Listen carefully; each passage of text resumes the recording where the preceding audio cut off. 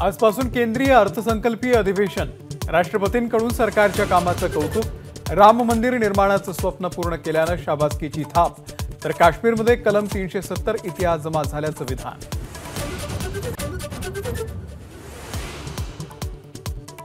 उद्या केंद्रीय अर्थमंत्री निर्मला सीतारामन अर्थसंकल्प सादर करणार। विरोधकांनी संसदेची प्रतिष्ठा राखावी, पंतप्रधानांचं आवाहन। तर गोंधळ घालणाऱ्यांना पश्चातापाची संधी असल्याचंही वक्तव्य।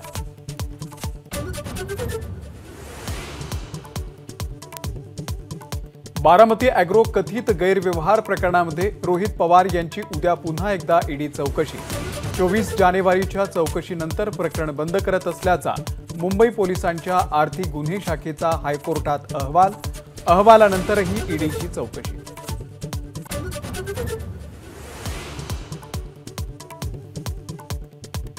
मुंबईचे माजी पोलीस आयुक्त परमबीर सिंह यांच्या विरोधामधील खंडणी प्रकरणामध्ये तपास बंद करण्याचा अहवाल। आरोप सिद्ध करणारे पुरावे आढळलेले नसल्याची अहवालामध्ये सीबीआयची माहिती।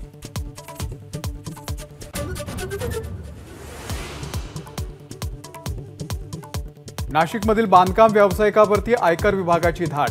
50 पेक्षा अधिक अधिकाऱ्यांकडून शहरातील वेगवेगळ्या भागात कारवाई।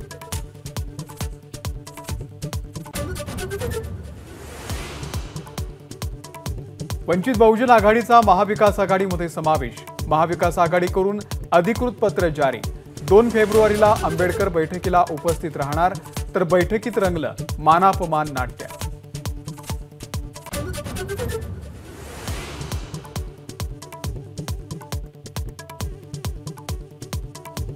आमदार अनिल बाबर यांचं निधन। राज्य मंत्रिमंडळाची आजची बैठक रद्द। मुख्यमंत्री सांगलीला रवाना। तर दोन्ही उपमुख्यमंत्र्यांकडून श्रद्धांजली।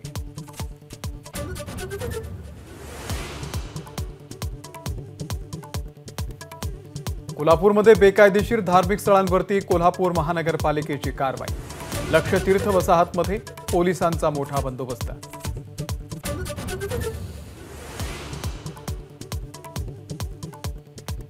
सगळ्या सोयऱ्यांसंदर्भात आजपासून अंमलबजावणी सुरू न केल्यास 10 तारखेपासून आमरण उपोषण। मनोज जरांगेंची घोषणा। अधिवेशन घेऊन तातडीनं कायद्यात रूपांतर करण्याची केली मागणी।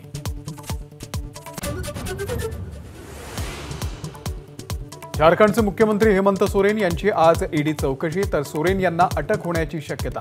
मुख्यमंत्री पदासाठी सोरेन यांच्या पत्नीच्या नावाचा प्रस्ताव।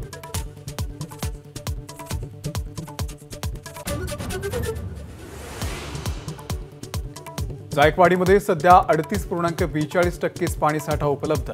पिण्यासाठी पाणी राखीव। उन्हाळी पिकांसाठी पाणी न सोडण्याचा निर्णय।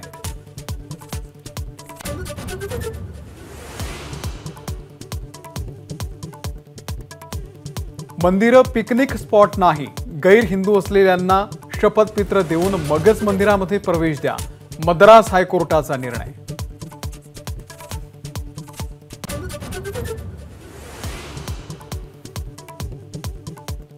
उत्तर भारतामध्ये जोरदार बर्फवृष्टी। काश्मीरच्या डोंगरावरती बर्फाची चादर। शिमला, उत्तर काशी आणि गंगोत्री धाममध्ये सुद्धा बर्फवृष्टी।